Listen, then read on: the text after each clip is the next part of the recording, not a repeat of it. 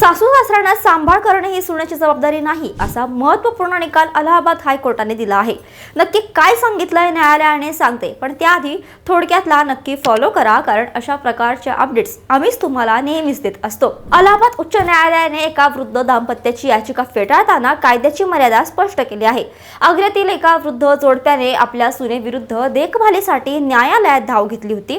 त्यांची सून उत्तर प्रदेश पोलीस दलात कॉन्स्टेबल असून पतीच्या निधनानंतर तिला सर्व आर्थिक लाभ मिळाले आहेत, त्यामुळे तिने आमचा सांभाळ करावा असा त्यांचा युक्तिवाद होता.